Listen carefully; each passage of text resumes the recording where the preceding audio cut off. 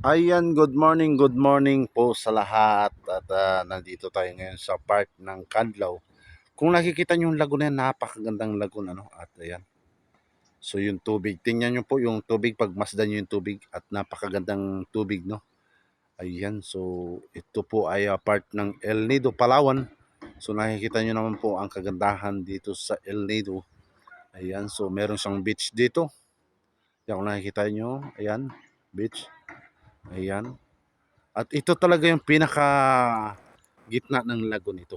Yan, yung itong area na to. Sobrang ganda. No? At siyempre, meron ako ipapakita sa inyo na bukal na tubig, no? Dito sa Kadlaw Lagoon. So ipapakita ko sa inyo mamaya yung bukal. So hindi ko alam kung saan to galing yung bukal na tubig na ito, no? At mamaya ipapakita ko sa inyo. Ayan, so puntahan natin. Let's go. Ayan, so pupuntahan natin, ano? Papakita ko sa inyo yung bukal na tubig. So maglalakad lang tayo, no? So, papakita ko sa inyo yung tubig kung saan nanggagaling, no? Let's go!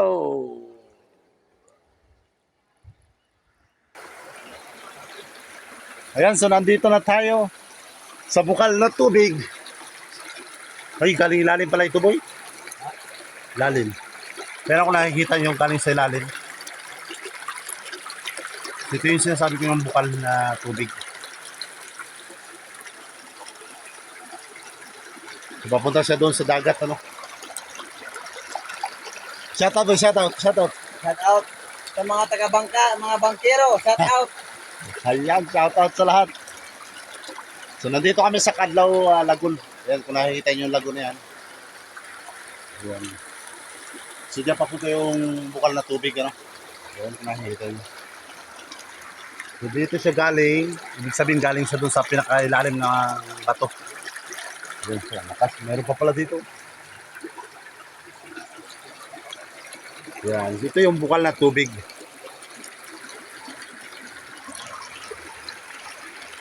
Alright, thank you for watching everyone. Ingat po sa lahat.